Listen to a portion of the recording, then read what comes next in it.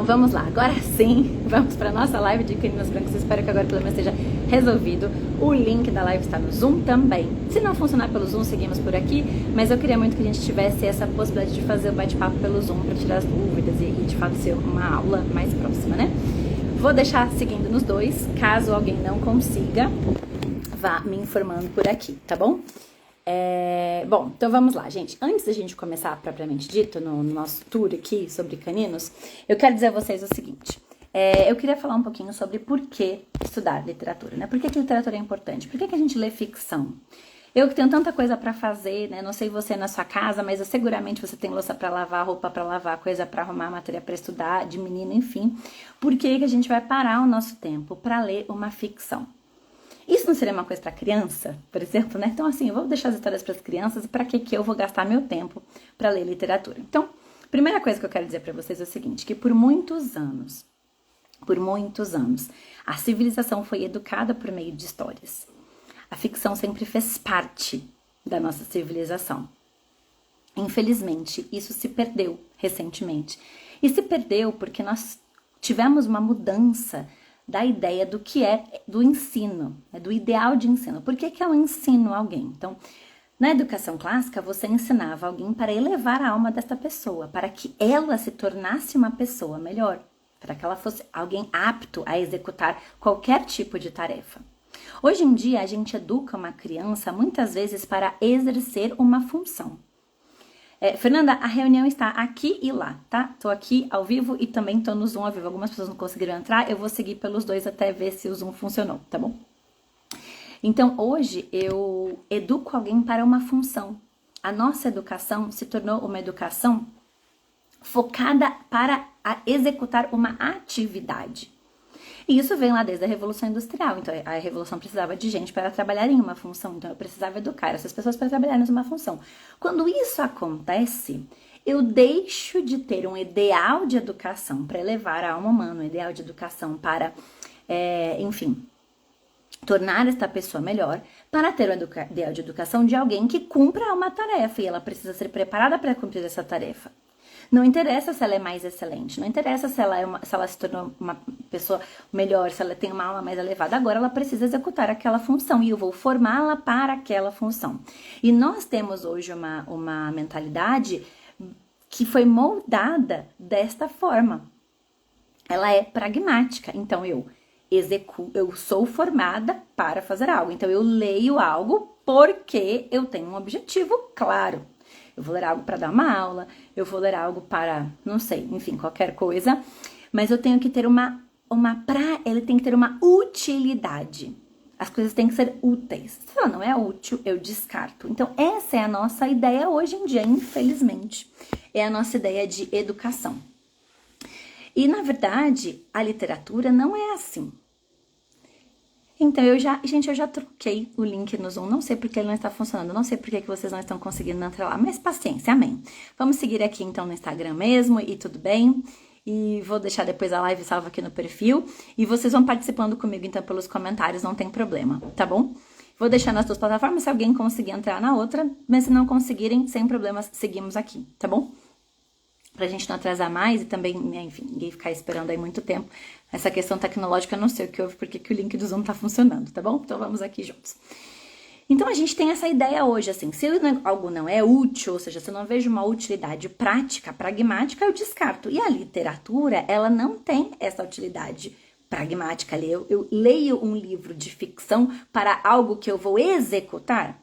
Então, por conta disso, ao longo desses anos, a gente foi perdendo este hábito, que era um hábito da nossa civilização. As pessoas liam histórias. Os adultos liam histórias. E isso fazia parte da sua formação. Hoje em dia, se eu perguntar para um adulto, primeiro que já é raro encontrar algum adulto que leia, não é mesmo? A gente pega aí as pesquisas, quantos adultos passam um ano inteiro sem ler nada? Leram um livro, mal leram um livro, enfim. Mas se a gente pegar ali dos poucos que leram, e a gente perguntar assim, o livro que você leu foi um livro de quê? Seguramente, a grande parte deles leu um livro relacionado à sua profissão, a um curso que ele está fazendo. Destes que leram, pouquíssimos serão aqueles que leram uma história, uma ficção, porque nós fomos moldados dessa forma, nossa mente ainda funciona assim, de que eu preciso estudar algo que tenha uma utilidade prática. E a literatura não se enquadra nestes moldes, né? A literatura, ela tem outros objetivos. E se você estava aqui lá na live que eu fiz no Clube de Leitura sobre o livro do Adler, de como ler livros, ele vai dizer pra gente como a gente deve ler literatura. Como é que eu alcanço? Por que que eu leio? Então, em primeiro lugar, por que que eu devo ler literatura? Por que que eu devo ler ficção? Porque ela vai estimular em nós uma série de habilidades, mas uma delas é a imaginação. Eu imagino quando eu estou lendo, porque é impossível ler uma ficção sem imaginar nada, não é mesmo? Você vai imaginar o personagem, o cenário, você vai colocar ali todos os detalhes. E por isso, nós treinamos a nossa imaginação. E a imaginação nada mais é do que uma das partes da nossa inteligência. Então, a imaginação, ela faz parte da inteligência. Então, se eu tenho alguém que quer ser inteligente, ele precisa desenvolver a sua habilidade de imaginar. Entre outras, ele vai ter que desenvolver a sua memória também, ele vai ter que desenvolver uma série de questões, mas a imaginação faz parte disso. Então, é impossível alcançar uma inteligência sem uma boa imaginação. Então, esta é a primeira questão. A segunda questão que Adler coloca no livro dele é o seguinte: quando eu leio uma ficção, o meu objetivo não é acessar um conteúdo, como seria para acessar um livro técnico, por exemplo. Eu não estou ali preocupada em um conteúdo, não.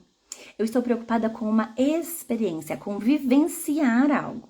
Então, se vocês leram, né, o nosso livro aqui, para quem chegou agora, a live está sendo por aqui, estou tentando transmitir pelo Zoom também, estamos nos dois lugares, mas vamos seguir aqui nos dois lugares, me parece que há algum problema técnico lá no Zoom, enfim. Mas se nós estamos lendo uma ficção, eu dificilmente, acho que daqui das pessoas que estão a vivo comigo, alguém já esteve no inverno no Canadá, gelado ali, com todas aquelas dificuldades, andando num trenó puxado por cachorros em busca de ouro.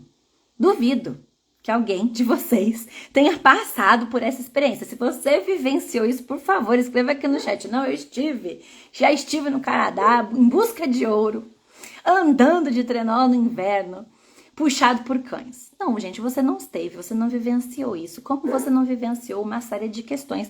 Eu duvido que alguém aqui tenha entrado num navio, num mar tempestuoso e atravessado, cruzado o oceano. Gente, nós não vivenciamos.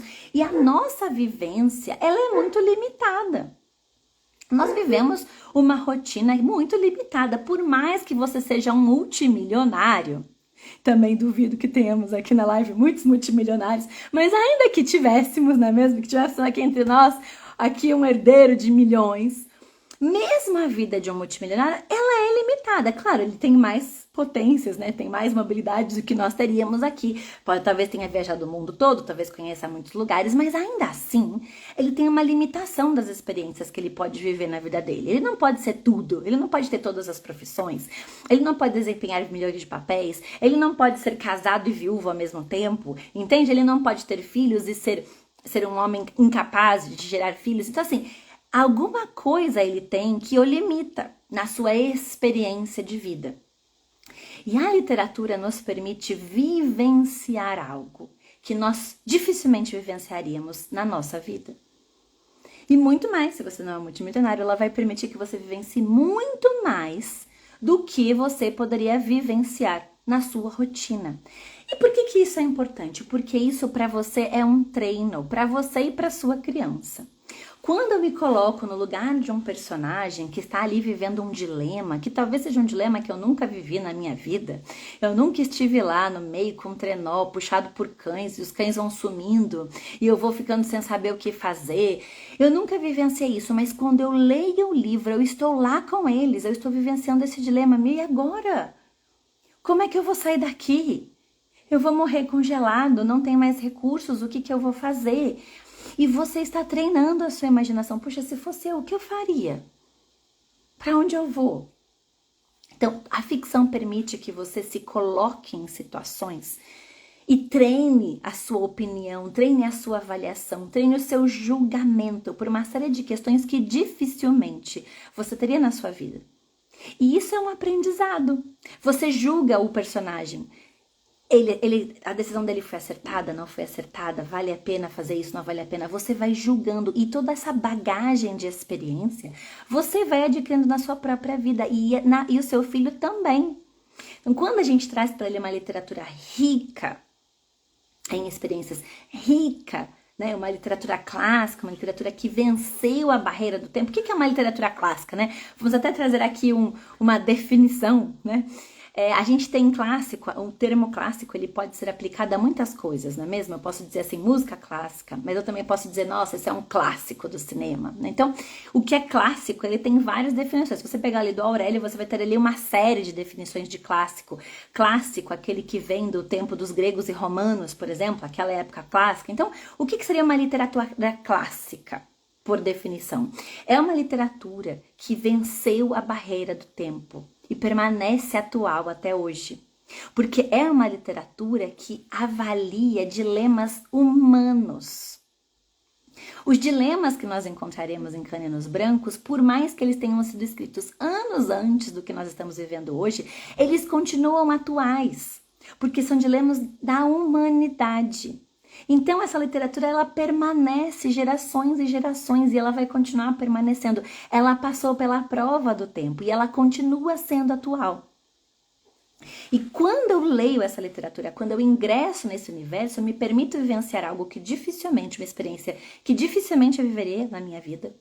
Me permito treinar o meu julgamento, o meu discernimento, a minha opinião e uma série de outras coisas quando eu estou ali ponderando o que cada um fez, o que cada um deveria ter feito, o que cada um, puxa vida, fez e deu errado. Então, todo esse treinamento, a literatura permite que eu tenha, que eu faça. Permite que o meu filho faça. E isso foi utilizado por anos na formação das pessoas. Então, eu posso pedir aqui para vocês também. Quem leu um livro técnico no ano passado, né? Se a gente estivesse aqui numa sala de aula, eu pediria, levante a mão. E aí vão levantar, várias pessoas vão levantar a mão e eu vou perguntar assim, muito bem, você pode me dizer algo de 1 ou 2 parágrafos desse livro técnico que você leu no ano passado? Você consegue resumir para mim? E talvez algumas pessoas se lembrem de algumas partes do livro que leram, principalmente se forem pessoas treinadas, pessoas, por exemplo, eu dei aula sobre livros, eu tive que estruturar essa aula, então isso daí ficou um pouco mais gravado na minha memória. Mas vamos pensar que você tenha lido sem o compromisso de dar aula, de estudar, de fazer uma prova, você leu simplesmente, pura e simplesmente para ler. Você consegue gravar muito pouco de um texto técnico. Agora, se eu perguntar para você uma história que você ouviu na sua infância, não diga quantos anos atrás, né, gente? Vamos aqui poupar a idade, mas assim, há muitos anos atrás, assim como eu, você seguramente vai se lembrar da história. E talvez você se lembre da história em detalhes. Talvez você se lembre de detalhes da história. A cor da roupa do personagem, da ilustração do livro, por exemplo. Muita gente vai se lembrar de coisas que não eram assim o enredo principal. E por que isso acontece? Porque nós gravamos muito mais facilmente a história do que os fatos. Nós gravamos muito facilmente uma narrativa do que fatos técnicos. Nós somos criados com essa característica e não é à toa que Jesus, quando vai ensinar a multidão, se utiliza de parábolas, que são histórias. Porque Jesus sabia que as histórias ficariam gravadas, estampadas naquela mente, naquele coração. As histórias têm este potencial. Nós gravamos muito mais do que termos técnicos, do que livros técnicos. Elas ficam ali armazenadas. Elas utilizam outros caminhos cerebrais para serem armazenadas ali na nossa memória. Então a história tem, além de tudo, este potencial de ficar na sua mente por muito tempo, de ser facilmente gravada. É por isso que quando nós aprendemos conceitos e aprendemos valores por meio de histórias, é algo muito interessante, porque isso fica. As parábolas ficaram. Dificilmente você se esqueceu de uma parábola que você aprendeu, mesmo que você tenha aprendido isso quando você era bem criancinha na escola bíblica dominical da sua igreja. Entende? A narrativa, ela fica. Então, ela tem a potência de fazer você vivenciar uma série de coisas que você não vivenciaria. Ela tem a potência de fazer você treinar o seu julgamento, a sua opinião, de você estimular a sua imaginação. E ela tem a potência de ficar gravada no seu coração. A narrativa fica. O texto técnico fica dificilmente. Se você não utilizar de técnicas para isso, se você não, enfim, não tiver estruturado muito bem os seus estudos, dificilmente o texto técnico vai ficar. Mas a narrativa sim. E por conta disso, durante anos, a civilização se utilizou dos grandes clássicos para formar o ser humano. Os clássicos, eles eram base para a formação, eles não eram entretenimento. Claro, as histórias ocupavam esse papel, as pessoas se reuniam em torno ali no final do dia de alguém que iria ler um livro para ouvir essas histórias, ou as pessoas se reuniam em torno de alguém que contava as histórias oralmente, e isso fazia parte do entretenimento, sim, mas as histórias formaram a nossa civilização, formaram o caráter, formaram a mente. E por isso, nós devemos continuar lendo histórias de ficção, mesmo se você for adulto e tiver uma pilha de louça para lavar, assim como eu tenho lá me esperando. Porque eu vou dividir o meu tempo entre todas as coisas que eu preciso fazer e entendo que isso vai me tornar um ser humano melhor. Vai elevar a minha alma. Então, a literatura tem este papel. E agora vamos entrar, então, no nosso livro em Caninos Brancos. Mas antes de falar da história propriamente dita, eu quero falar a você sobre a vida de Jack London. E foi por isso, inclusive, que eu falei, gente, esta aula é para os pais, tá bom? É para os pais. Não sei se temos aqui adolescentes, crianças. Imagino que pela hora crianças não teremos, não é mesmo? Mas é para os pais, porque a nossa ideia com essa conversa, essas 4 conversas, serão 4 aulas sobre este livro, é trazer para vocês uma série de informações e de insights, de possibilidades que este texto tem e que você pode conversar com seu filho. Agora, é claro, eu não sei a idade do seu filho, eu não sei se ele é uma criança mais madura ou mais imatura, porque às vezes a idade não é o único corte que nós fazemos, não é mesmo? Crianças da mesma idade podem ter maturidades diferentes. E nós, como pais, que conhecemos a maturidade dos nossos filhos, conhecemos a sensibilidade e as características, vamos saber até que ponto nós podemos ofertar a eles ou até que ponto vale a pena esperar mais um pouco. Então aqui, é por isso que muita gente me pergunta assim, para qual idade você recomenda? Eu falo, gente, eu tenho medo dessa pergunta. Morro de medo dessa, porque depende. Eu não sei, uma criança de 8 anos, esse 8 anos é quem, né, gente?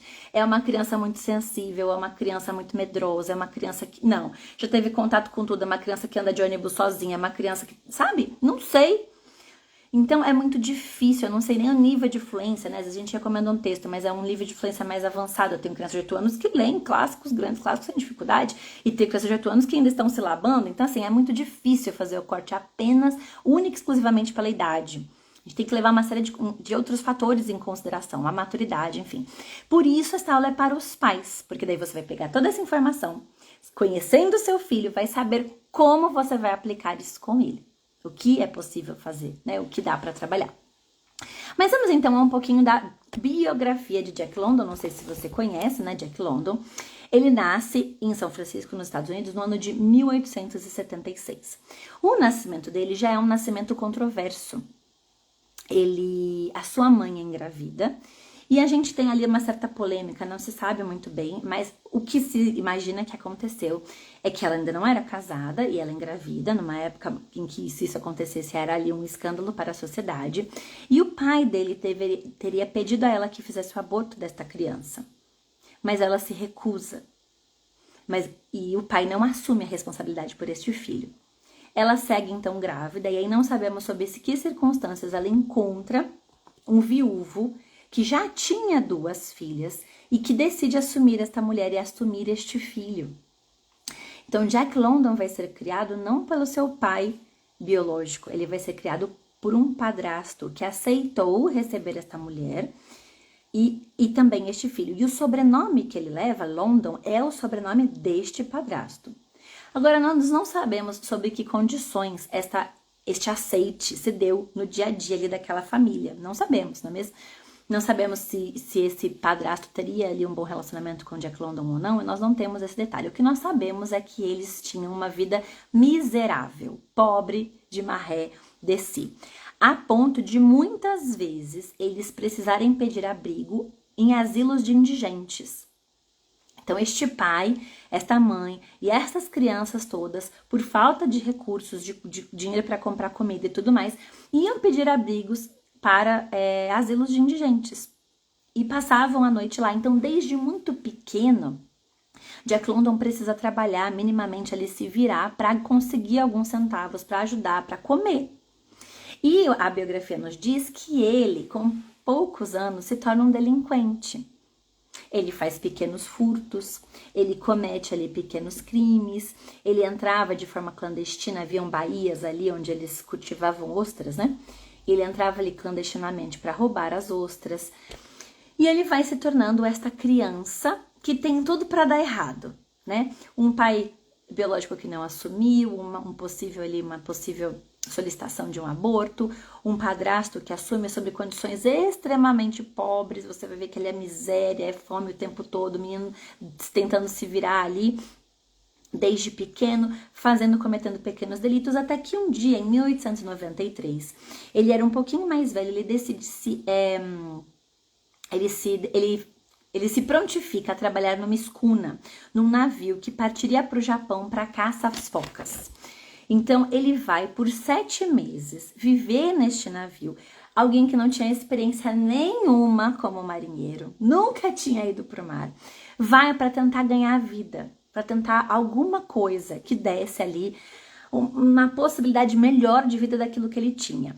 Ele vai, então, e inclusive é neste navio, nessa experiência, que ele escreve o seu primeiro conto, que se chama O Lobo do Mar. Em 1904 ele escreve esse primeiro conto, e a partir daí ele vai trazer sempre um tema da luta do homem contra a natureza. Imagina este menino, era um adolescentezinho ali, né? No meio do mar, no meio das tempestades, caçando focas, a dificuldade que esses marinheiros tinham, as tormentas que enfrentaram, tudo mais para trazer essas focas, para caçar essas focas. Ele vivencia tudo aquilo, e aquilo é o primeiro insight dele para escrever uma história. Ele então fica esses 7 meses, volta para a terra firme, né, encerra ali o seu trabalho, e em 1894 ele vai ali se envolver em algumas questões políticas relacionadas ao desemprego e tudo mais, mas ele segue cometendo pequenos furtos. E então ele vai ser preso. Jack London será preso por pequenos delitos. E diz também, nós não temos a clareza se isso de fato aconteceu, mas algumas histórias nos dizem que na prisão ele se arrepende de cometer esses crimes. E ele assume o compromisso de que não faria mais isso. É como se ele tivesse chegado ali no fundo do poço e, arrependido de tudo aquilo que ele fez, ele decide tomar um outro caminho, um rumo diferente para sua vida. E quando ele sai dessa prisão, né, quando ele sai dessa detenção, ele volta a estudar. Ele volta para a escola secundária e dali ele vai conseguir ingressar à universidade. Nessa escola secundária, ele vai receber uma grande influência de 2 pensadores do seu tempo ali. O primeiro é Charles Darwin e o segundo é Karl Marx. E nós veremos, gente, essa grande influência estampada na obra de Jack London.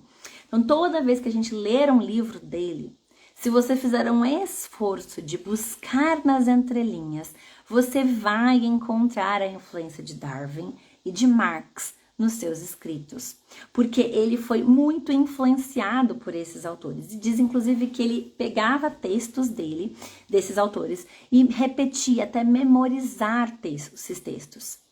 Tal era a importância que ele dava a estes escritos. Então, ele ficava ali recitando Darwin, recitando Marx e tudo mais.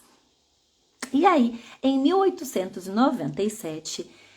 estoura ali, a gente descoberto ouro em Klondike, uma região do Canadá. E esta região que ninguém nem sabia que existia no mapa, talvez alguém aqui sabe, gente, onde é Klondike, né? Quem já teve curiosidade sabe ali onde é no mapa. Ninguém nem sabia onde era aquele lugar. Mas quando o ouro é descoberto, haverá uma migração de gente para tentar a vida, enriquecer lá em Klondike. E Jack London vai com este povo. Gente, o menino que nasceu, foi ali adolescente, tentar a vida como marinheiro, volta, é preso, sai da prisão, estuda, e ele decide ganhar a vida com ouro ali no Canadá, na região de Klondike. E ele vai, e é por isso que ele escreve essa história com tanta propriedade, porque ele esteve lá. Ele vivenciou aquela rotina, aquele vilarejo que mal existia, de repente recebe muitas pessoas que querem ganhar vida, que vão tentar riqueza.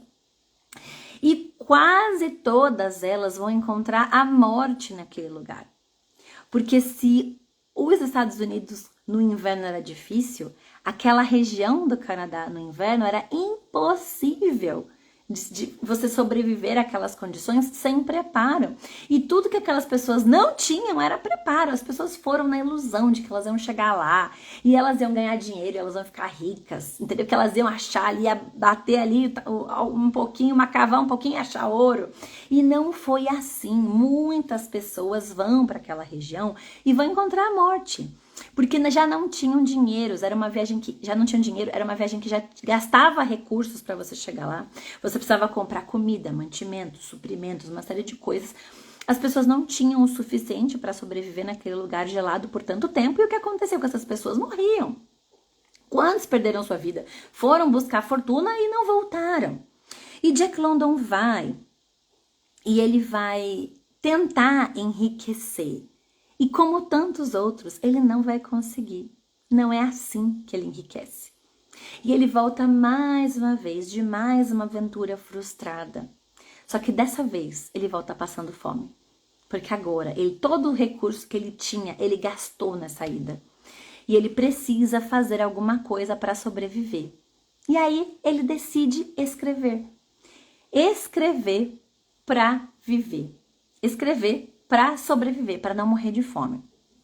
Ele começa com relatos que não fizeram muito sucesso, mas ele decide escrever sobre aquilo que ele acabou de vivenciar, que era a Corrida do Ouro em Klondike.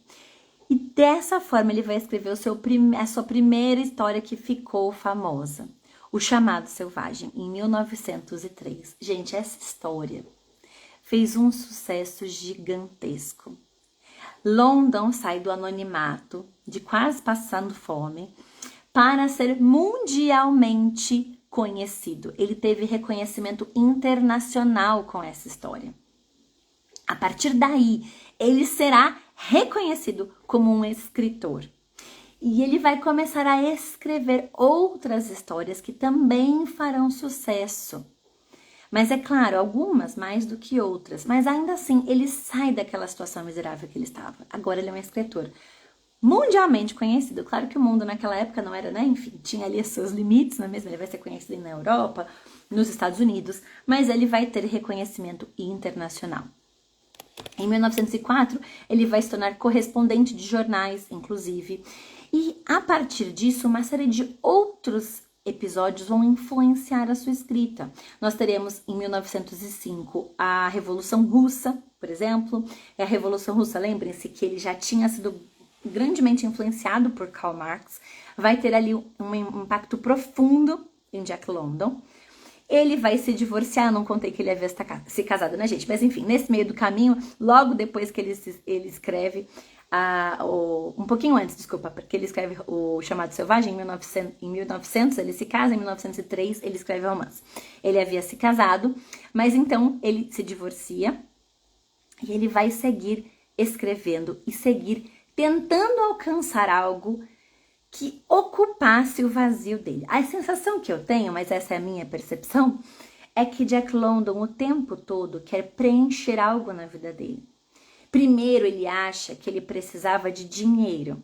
E ele passa metade da vida dele em busca de dinheiro. Porque ele era muito pobre, ele era miserável. Então, ele vai para o navio tentar ganhar dinheiro, volta, não dá certo. Ele vai para Klondike tentar ganhar dinheiro com ouro, volta, não dá certo. Ele vai escrever para tentar ganhar dinheiro e aí ele ganha. Só que ele ganha dinheiro e ele percebe que continua faltando alguma coisa na vida dele. E ele vai tentar o sucesso, a fama, e ele vai alcançar, porque ele vai ser conhecido internacionalmente. Só que ele chega lá, e a sensação que eu tenho é que ele ainda falta alguma coisa na vida dele. Ele continua buscando, ele continua tentando alguma coisa que preencha um vazio existencial e que ele tenta alcançar com filósofos, com Karl Marx, com Darwin, memorizando os textos deles, recitando os textos dele. Se casa e divorcia e tudo mais, e ele não consegue preencher esse vazio. Em 1906, ele vai escrever o nosso livro, O Caninos Brancos, e na sequência, ele está assim no auge do seu prestígio e das suas forças.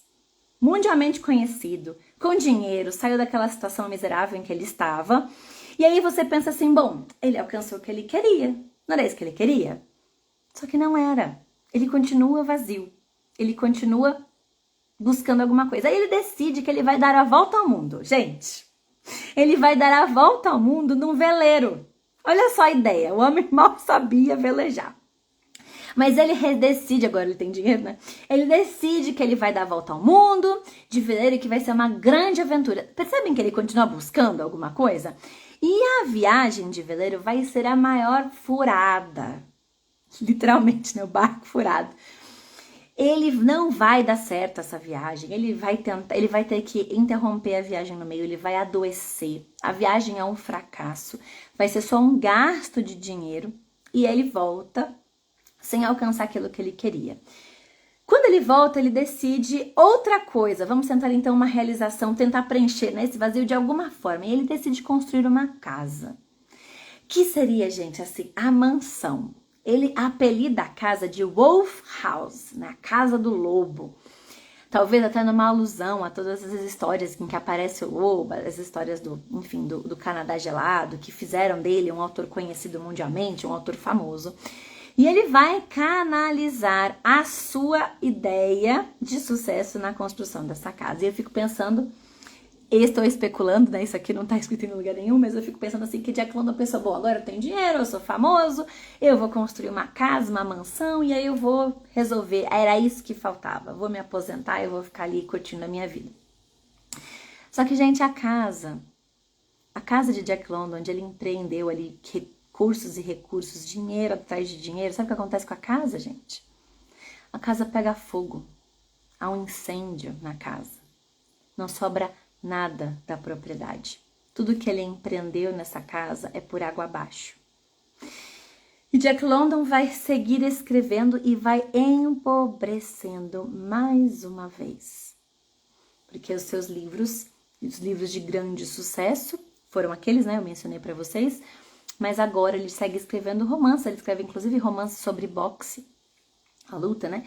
Era ali uma nova ideia que havia surgido, que tinha feito ali um pequeno sucesso. Ele vai escrever, só que agora ele está mais velho, a sua saúde já está ali, ele já tem problemas de saúde, ele tem muitas crises, ele tinha problemas de intestino, de disenteria e uma série de coisas. Ele vai ainda cobrir a Revolução Mexicana de 1914, lembra-se que ele também era jornalista, vai sobreviver a duras penas. Esta viagem para o México vai sobreviver graças a analgésicos e medicamentos. E ele vai se definhando. E aí a gente pensa assim, nossa, tudo que esse homem poderia ter sido vai se esvaindo, né? Ele vai, inclusive, buscar ajuda em romances, em contos psicológicos ali.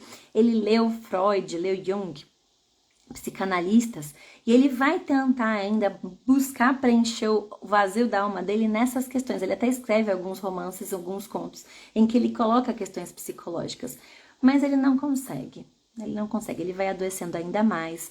E a ideia que se tem é que em 1916 ele já era um usuário de drogas, e ele teria sido prescrito a ele algumas drogas pelos problemas de saúde que ele tinha ali nos rins e na bexiga, e por uma overdose dessas drogas, ele entra em coma e morre em 22 de novembro de 1916. Então, aquele homem que era o arquétipo do herói americano, aquele homem destemido que vai pro Canadá gelado, que vai tentar uma viagem, uma volta ao mundo, num veleiro, aquele homem que vai cobrir as revoluções, que vai cobrir a Revolução Mexicana, vai definhando, perde a sua casa queimada no incêndio, adoece e morre de overdose. Este é Jack London. E eu espero que você não esteja escandalizado com a biografia dele. Ou eu imagino que talvez você deve estar se perguntando, gente, se esse homem fez tudo isso, por que eu vou ler uma história dele, não é?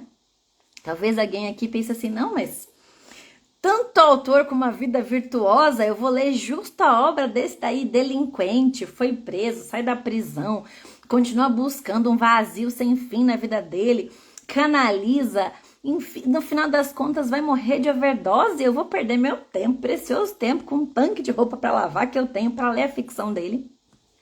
Mas eu quero te dizer o seguinte, isso até fiz um videozinho recentemente sobre isso, que Deus nos dá talentos e dons a todos, aos que creem e aos que não creem.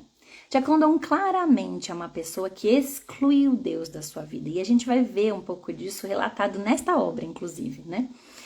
E a sensação que eu tenho é que o vazio que Jack London tinha era exatamente do tamanho de Deus. O que faltou na vida dele foi um encontro com Deus. Ele não teve esse encontro.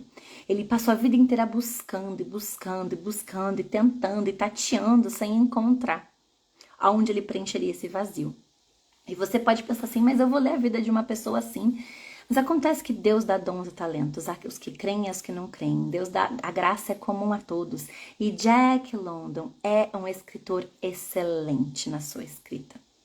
Se vocês leram a primeira e segunda parte, que era o combinado para hoje, né? A gente vai discutir a primeira e a segunda parte. Vocês seguramente leem, fechem os olhos e se veem naquele lugar. É capaz de você sentir até frio, não é mesmo? Tamanha angústia que aquele ambiente que ele descreve te dá, porque ele é genial na sua escrita. E isso ninguém pode tirar dele. Não é à toa que ele fez o sucesso que fez, que os livros dele vendem até hoje, que as aventuras que ele criou ali, chamado Selvagem, Crianos Brancos, encantam gerações. Ele foi genial na sua escrita. Agora, o que eu quero discutir com vocês é impossível a gente escrever algo e tirar a nossa visão de mundo. Impossível. Então, a visão de mundo dele está estampada no livro. E eu quero chamar, inclusive, a atenção de vocês que leiam. A gente vai ler agora, vai discutir a primeira e segunda parte, e em breve vamos discutir a terceira parte, enfim, assim sucessivamente. E quero dizer a vocês que façam esse desafio de tentem encontrar nas histórias as influências que ele teve. Ele foi influenciado por Darwin, ele foi influenciado por Marx, ele foi influenciado inclusive por Ford Young. Um pouco mais pra frente, nesse livro a gente não vai encontrar ainda essas influências. E nós encontraremos essas influências no texto. E é aí que cabe o nosso papel de adulto, de pai, de responsável, de discutir essas ideias com os nossos filhos. Porque as ideias estarão lá e é uma ótima oportunidade de sentar com essa criança e discutir sobre essas ideias. Porque da mesma forma que essas ideias estão no livro, elas estão por aí no mundo. Elas estão na televisão, elas estão na internet, elas estão nas conversas, elas estão com o amiguinho da escola. Se nós tirarmos tudo o que é contrário àquilo que nós cremos em relação à nossa fé cristã, nós não estamos treinando o discernimento, o julgamento dos nossos filhos. Este livro terá coisas fantásticas e terá, sim, influências que a gente vai olhar. Não, olha, peraí, esse pensamento aí é contrário à fé cristã. Veja bem, eu não creio nisso, não. Haverá, e eu vou grifar para vocês alguns trechos e nós vamos ler em voz alta juntos algumas coisas que a gente vai dizer, olha, veja bem, isso aqui a gente precisa conversar sobre isso. Mas é nesta conversa, é neste olhar que os nossos filhos crescem e amadurecem. É pedindo, inclusive, para eles identificarem no texto estes pontos e a gente conseguir avaliar se eles conseguem julgar, eles conseguem identificar isso, premiado do texto, ou para eles vão lendo, vão sendo ali e aquilo não chama a atenção deles, né? Então, o texto de London, além de ter essa escrita maravilhosa, além de fazer a gente vivenciar uma coisa que dificilmente a gente vivenciaria, nós estaremos lá em Klondike, na Corrida do Ouro, nós vamos ter a chance de ajudar a discernir o que nós cremos, o que a gente aproveita, o que a gente contesta. E é por isso que este é um livro que é para crianças mais velhas. As crianças precisam ter capacidade de discernir. Uma criança, por exemplo, eu tenho um filhinho de 4 anos. Uma criança de 4 anos não tem a menor capacidade de discernir isso, entende? Ele mal diferencia ainda a realidade da ficção. Para ele, muitas vezes a ficção é real, né? O real é, enfim, ali é tudo muito misturado. A partir da idade da razão que a gente começa a ter ali essa clareza mesmo. Algumas crianças entram na idade da razão a partir dos 7, outras demoram um pouquinho mais para amadurecer, enfim.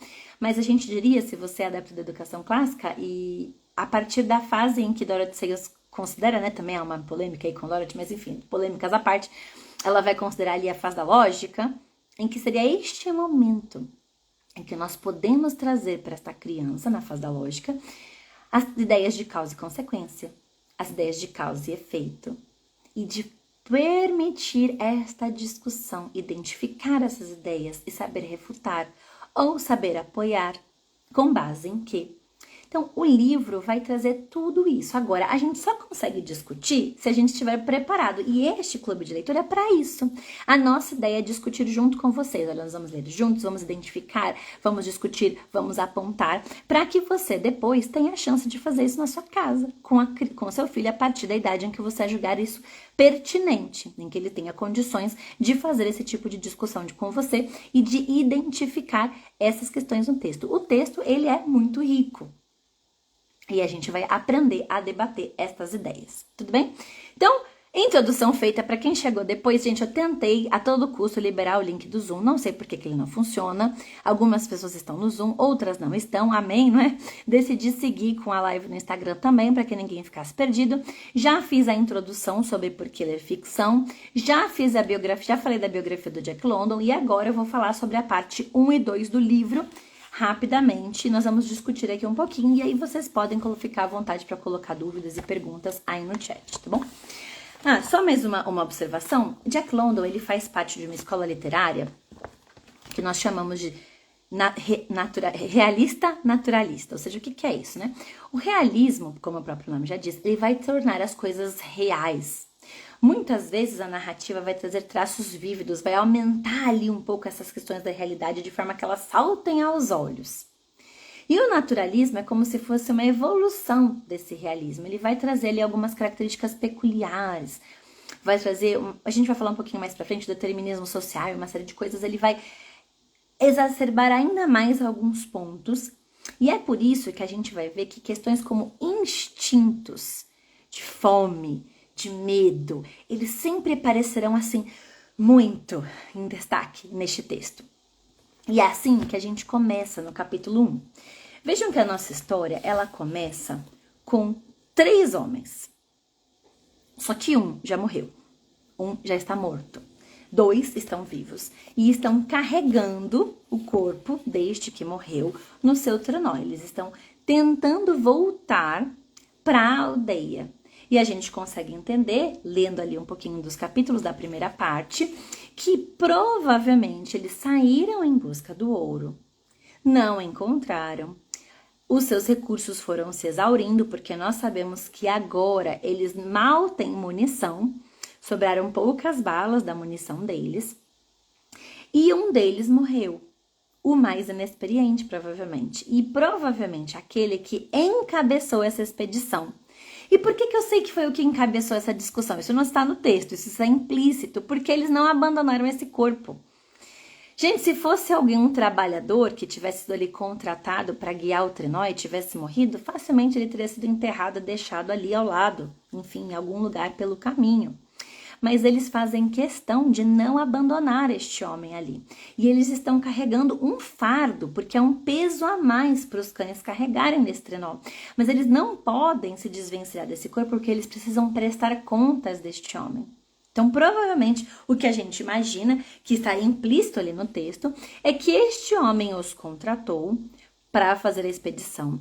Provavelmente era um homem inexperiente, como tantos aqueles que foram. Os recursos, não houve um planejamento adequado, os recursos foram ficando escassos, haverá ali alguma dificuldade que faz com que ele morra, e os outros que foram contratados não podem deixá-lo para trás. Então, eles estão carregando o corpo deste homem, porque eles prestarão contas disso, né? Enfim, quando eles chegarem na aldeia. Então, o objetivo deles é chegar nessa aldeia. É isso que eles querem. Só que acontece que toda noite, um cão da sua matilha, a matilha que é indispensável à vida deles, porque essa matilha que leva o trenó até a aldeia, está misteriosamente desaparecendo. E eu não sei você, mas eu já ficaria preocupada, porque a matilha já está cansada, já é difícil se locomover ali. Sem a matilha eles não vão chegar à aldeia. E cada noite cada noite um cão some. Mas o que acontece? É um mistério ali. E o livro joga a gente para esse clima de mistério. A gente começa ali caminhando naquela floresta. E leia o texto se imaginando naquele lugar. Se imagine naquela floresta, num trenó puxado por cães. Um morto atrás de você, sendo carregado, porque você precisa prestar contas disso. Você e seu companheiro que não tem munição, não tem mais comida. E você precisa chegar naquela aldeia e cada noite um cão some. Vai aumentando o desespero desses dois. Eles resolvem, então, descobrir o que está acontecendo, quem é o responsável pelo sumiço desses cães. E nós vamos descobrir, se vocês leram o livro, né, e foram ali avançando na história, nós vamos descobrir que a responsável pelo sumiço dos cães é uma loba, que durante a noite atrai a atenção de um dos cães da matilha. Esse cão sai para ir atrás dessa loba e quando ele sai, ele é devorado pelos lobos. E toda noite isso se repete. Toda noite esta loba vem, atrai um dos cães e leva, porque há fome. É um período de escassez e isso a gente vai ver muito bem marcado em toda a história, em todo o livro. Haverá o tempo de escassez, o tempo do inverno, da falta de alimento, da fome, do frio. De repente melhora, né? Vem o tempo ali da primavera, o verão, volta o alimento, as coisas melhoram um pouquinho e vai virar escassez de novo. Esse ciclo vai se alternar o tempo todo nessa história. Escassez, fartura. Escassez, fartura. E o que a escassez faz com os animais e o que a fartura faz, né? Qual é a mudança que há no comportamento. E aí vale um outro parênteses que, neste livro, muitas vezes, Jack London vai retratar os animais com características humanas. Haverá ali, algumas vezes você vai conseguir atribuir ao animal características humanas. E o contrário também é verdade. Muitas vezes o homem será retratado como um animal. Nós vamos falar sobre isso mais pra frente. Mas esteja atento. Então, quando você seguir a leitura, esteja atento. Esteja atento aos animais que ganham características humanas e aos homens que são retratados como animais. A este ciclo de escassez e de fartura e o que este ciclo faz com os animais e com os homens. E esteja atento às possíveis influências que haverão de Darwin e de Marx, que nós discutiremos ao longo do texto. Então, liga, né? Fica aí com a antena ligada e segue aqui na nossa história.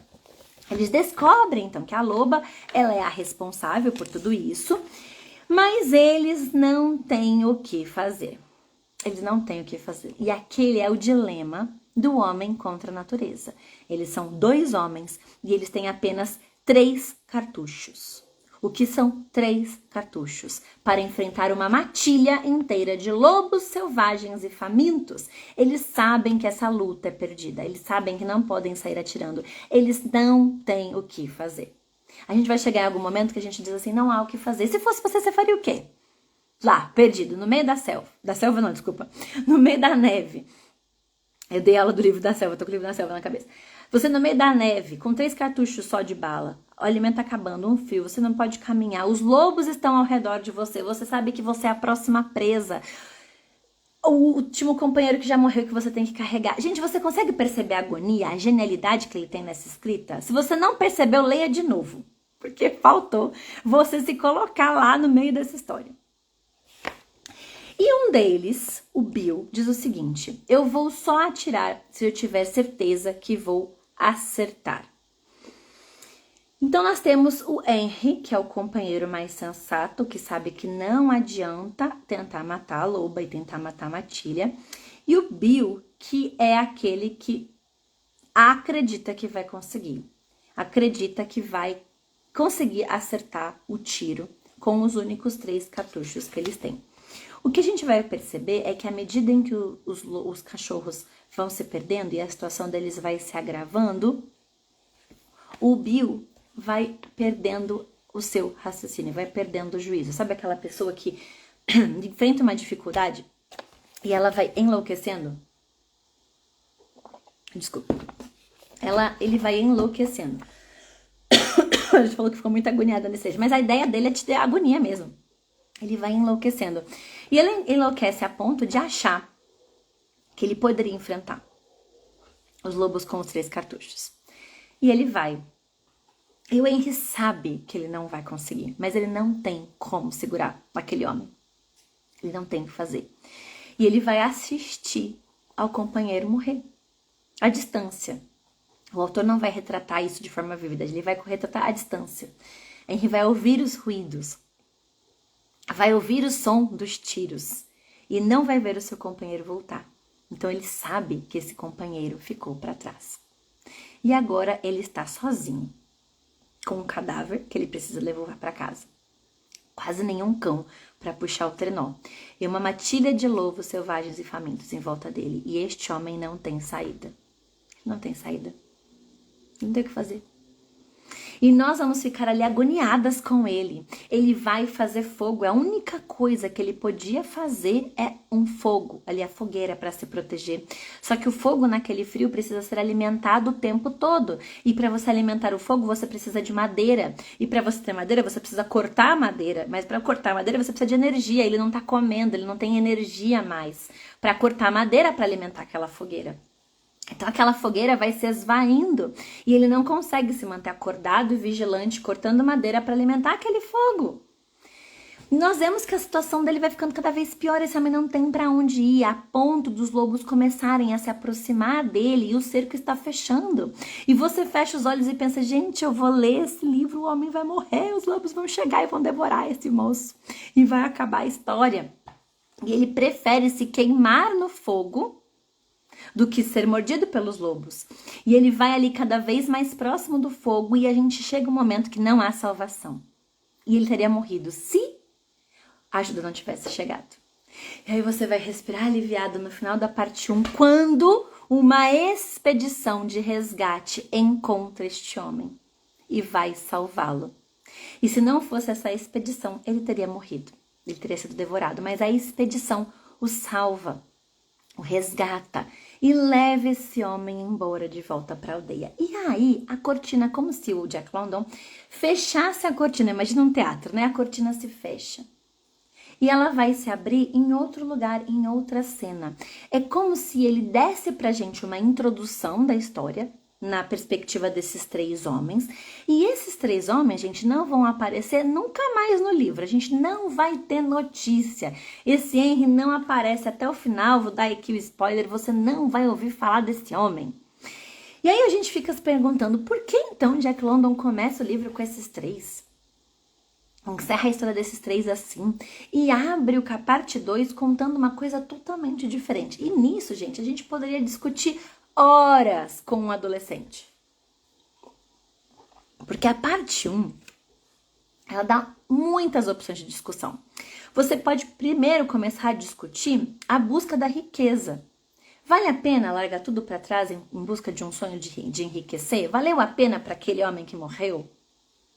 Valeu a pena para os seus companheiros? O quanto que vale?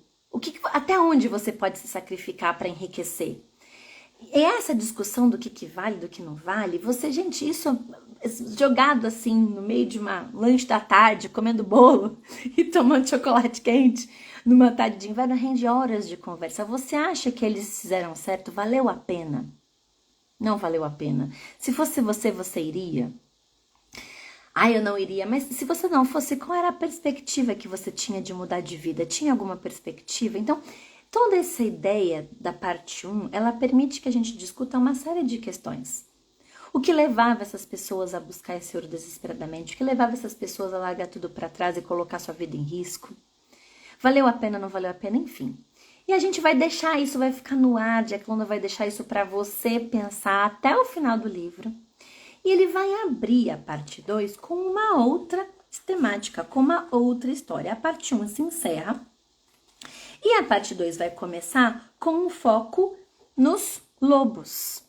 Ela vai começar com a disputa dos machos para aquela fêmea, aquela loba que estava atraindo os cães, que estavam servindo de alimento para a matilha. Haverá uma disputa ali por esta fêmea.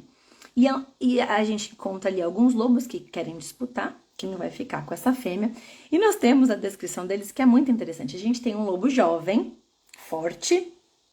A gente tem o caolho, que é um lobo velho, como o próprio nome já diz, caolho, todo marcado, cheio de marcas ali das lutas anteriores. Já é um lobo coitado, né? Já perdeu ali o seu vigor. E você fica pensando, nessa luta, quem vai ganhar? Eu, a primeira vez que li, há muitos e muitos anos passados, né, gente? Torcia pro lobo jovem. Não é o jovem, tem mais condição. O caolho, coitado, tá ali se arrastando, meio manco de uma pata. Mas, surpreendentemente, o que vence não é a juventude, não é o vigor, mas a experiência. Quem vence a luta é caolho. Aquele que eu jurava que ia perder, não sei se vocês aí, qual era o palpite de vocês, mas caolho perde a luta. Aliás, desculpa, caolho ganha a luta, o jovem lobo perde. E caolho, então, ganha o direito de cortejar esta fêmea. O texto vai dizer que a fêmea fica ali sentada, assistindo satisfeita a luta que está se passando, e a luta é até a morte, né? Os oponentes serão mortos, apenas um vai restar para cortejar esta fêmea. E o cortejo vai ser bem sucedido, esta fêmea vai gerar filhotes. E o livro vai contar um pouco da mudança do comportamento dela, porque ela muda o seu comportamento, busca ali um lugar isolado, e a gente vai entender que, na verdade, ela está a ponto de dar à luz a esses filhotes. Ela quer dar à luz num lugar isolado, então ela encontra ali um lugar que ela julga ideal, uma toca, e ali ela dará à luz. E a gente percebe que agora há uma dualidade entre o papel deste macho, em que ele, ao mesmo tempo que precisa prover, porque ele é quem vai trazer o alimento para essa toca, então ela depende dele nesse sentido, ela também desconfia dele, porque ela tem medo que ele também devore os filhotes, porque ela sabe que se tudo piorar, se não houver mais nenhum alimento, aquele que pode protegê-la é o mesmo que pode ameaçá-la. Então, aquele que deve trazer alimento para os filhotes também é o mesmo que pode matar os filhotes. Então, o tempo todo, ela estará ali vigilante para que ele não se aproxime dos filhotes. Para que ele faça o seu papel, mas que ele não seja uma ameaça para os filhotes. E a gente também poderia ir ter longas discussões sobre essa dualidade do caolho ali nesse momento. Mas o que vai acontecer é que agora a história vai ser contada da perspectiva dos lobos. E é muito interessante que o lobinho haverá ali na ninhada uma série de lobos que são parecidos com a mãe, mas há um diferente. Há um que se destaca, que é o filhote cinzento. Ele é diferente. E a gente vai começar a ver aqui uma ideia de Charles Darwin, que é a sobrevivência do mais forte. Vocês já devem ter ouvido falar nisso.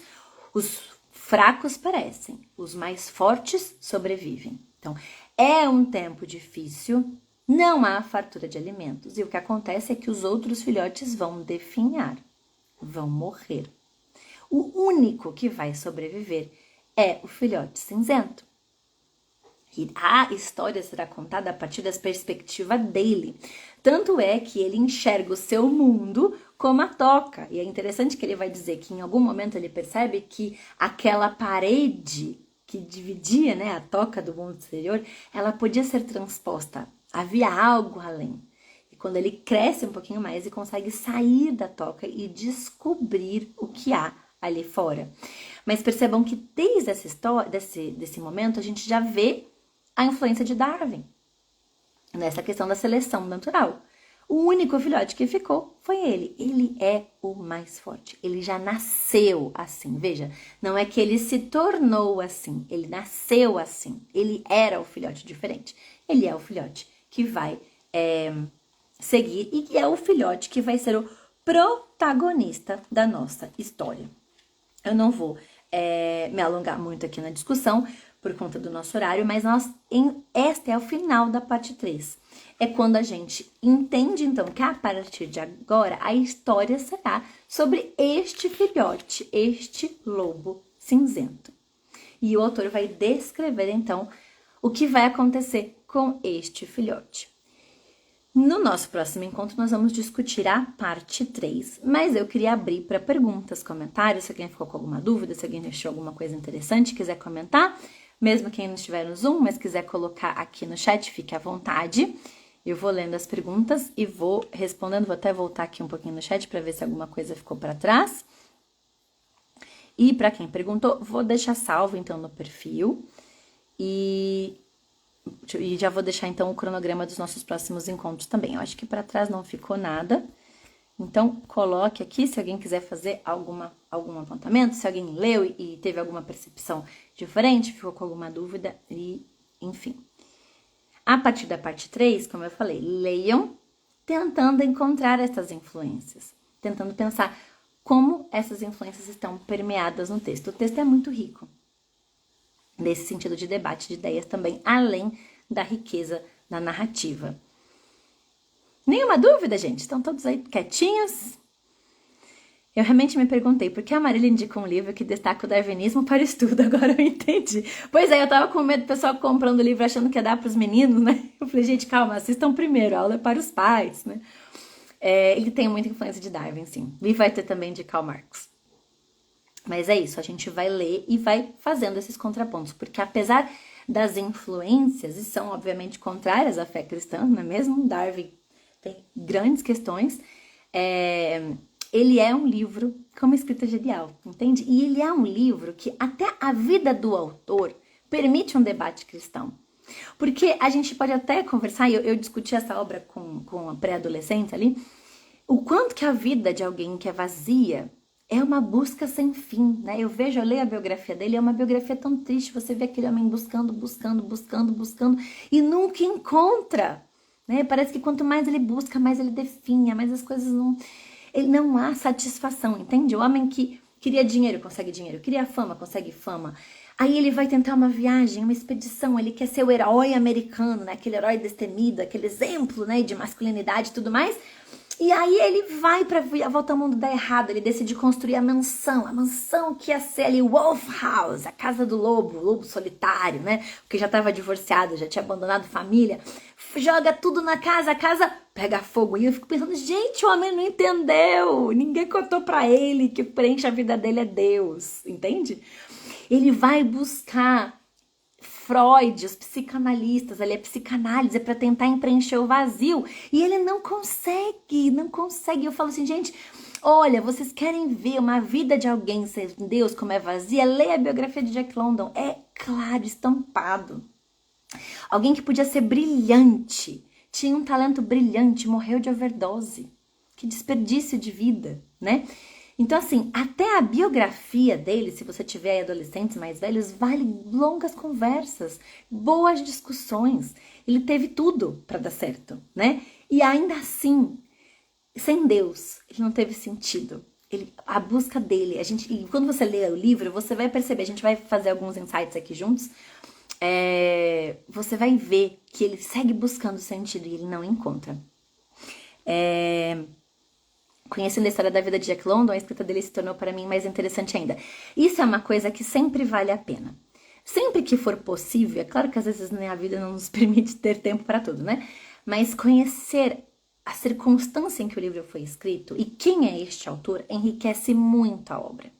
Porque a vida dele, de certa forma, influencia a obra.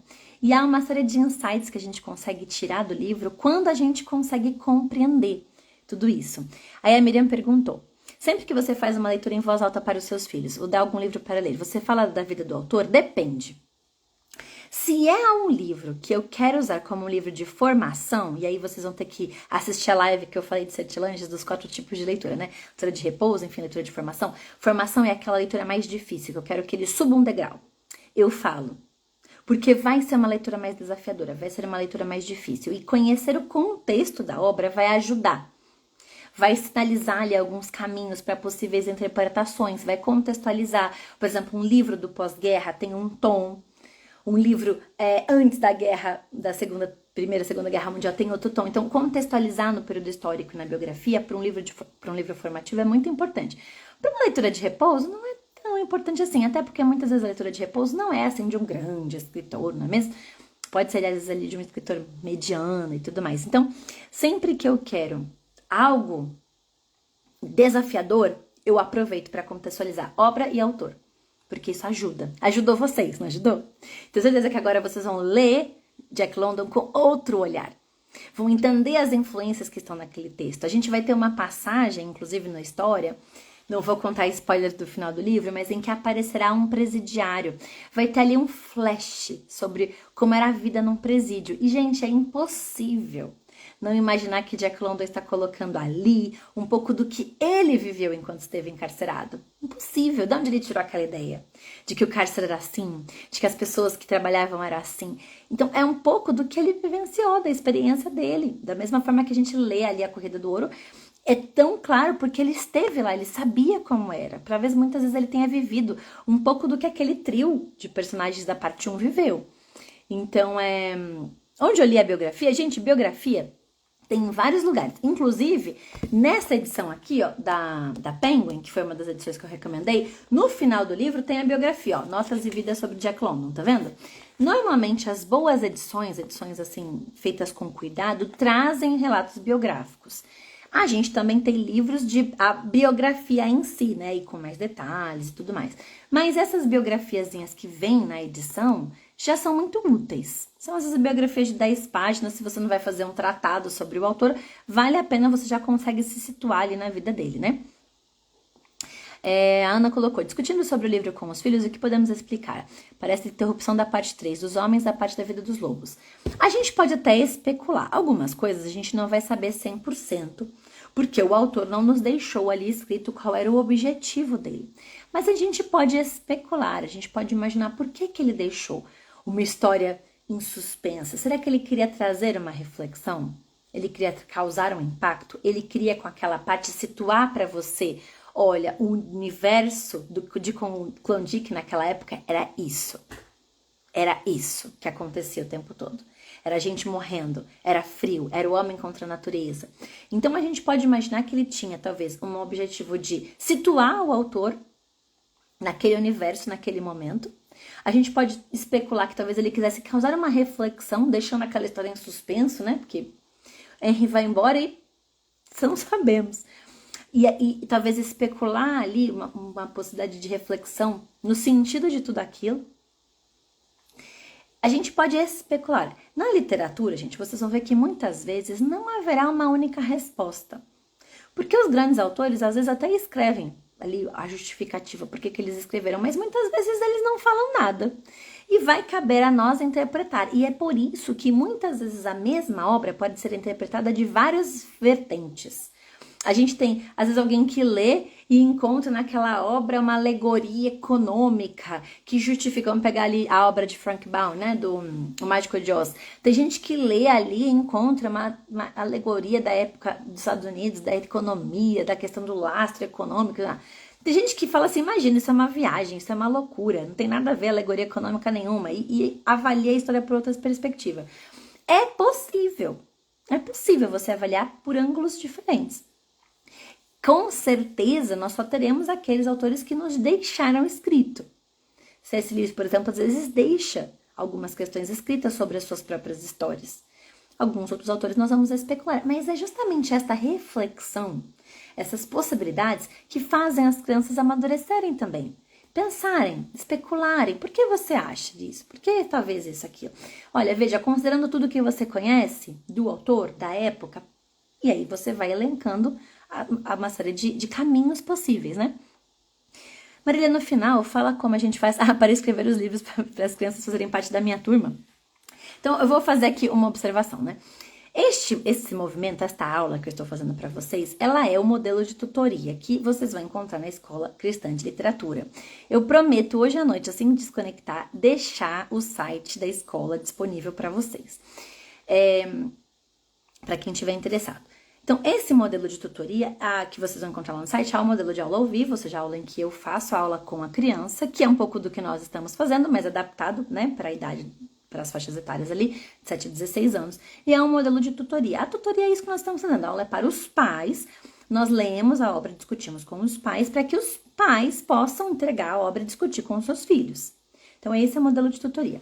O que acontece é que as vagas do modelo ao vivo estão esgotadas, gente. Tem fila de espera e eu tô aqui fazendo minha agenda do avesso para ver se eu consigo aumentar ali uma vaguinha ou outra, abrir uma turma nova, enfim, para liberar mais vagas. Então, as vagas do modelo ao vivo, eu de fato ainda não sei se eu vou conseguir liberar muitas.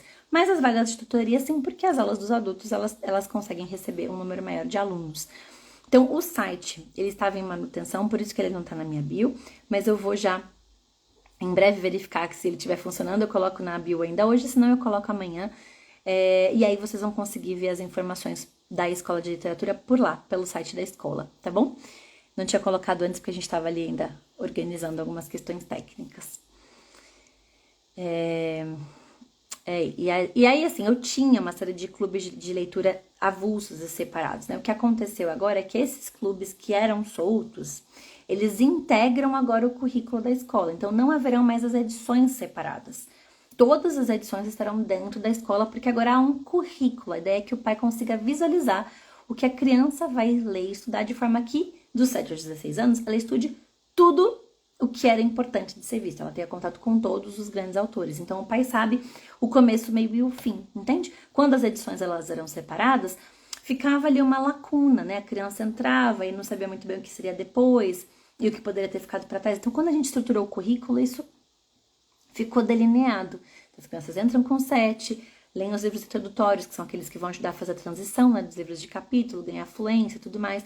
Com 8 anos leem os clássicos infantis, 9 a 12 entram na linha do tempo, então vou fazer a idade antiga, média, moderna e contemporânea para a literatura, não é aula de história, mas vão ler as obras que têm como pano de fundo esses períodos ou que foram escritas nesse período, e os adolescentes retomam a linha do tempo mais uma vez, a antiga, média, moderna e contemporânea, para aprofundar, para ler autores mais complexos ou para ler as versões integrais de obras que eles terão visto, adaptações ali, talvez quando eram um pouquinho mais novos. E aí, sobre essa questão das adaptações, eu deixei ali a enquetezinha nos stories. Eu vou gravar uma sequência explicando também sobre as adaptações. Quando usar, quando não usar, ela é uma mocinha ou ela é uma vilã, vale a pena dar uma adaptação de Homero, não vai estragar a leitura de Homero quando ele for adolescente, vale a pena dar Monte Cristo, não vale? Então eu vou gravar uma sequenciazinha sobre isso também, tá bom? Mais alguma dúvida, gente? Não? A nossa próxima aula da parte 3, como a gente teve uma série de remarcações, ela está marcada para esta quarta, agora, hoje é segunda, depois de amanhã. Mas a partir daí o cronograma se acerta. E aí nós seguiremos então juntos nos próximos 3 encontros. Vamos ler então parte 3, parte 4 e parte 5, um encontro, uma aula para cada uma das partes, tá bom? Então, só essa que vai ficar muito próxima, né, da terceira parte, mas depois as outras já ficam mais espaçadas. Eu já deixo aqui o cronograma disponível e espero que o Zoom funcione melhor da próxima vez, tá bom? Então é isso, gente. Mais alguma dúvida? Senão eu vou encerrar, deixarei essa live, nossa, tô até trocando as bolas aqui já essa hora. Deixarei a live salva no perfil e compartilhem, né? Compartilhem com quem está aí lendo, quem está, enfim, entendendo um pouco mais de literatura, por que lê, por que não lê, vale a pena, não vale a pena. Vou dar um livro pro meu filho que tem uma cosmovisão diferente da minha, isso tem proveito, não tem proveito? Então aproveite para compartilhar essa aula. Obrigada, Lívia. Obrigada, Kelly, que Deus abençoe vocês. Então, nos vemos quarta-feira para discutir a parte 3, tá bom? Que Deus abençoe vocês, uma boa noite e um bom descanso. Obrigada, gente. Deixa eu parar aqui o Zoom e parar aqui a gravação. Deus abençoe vocês, uma boa noite.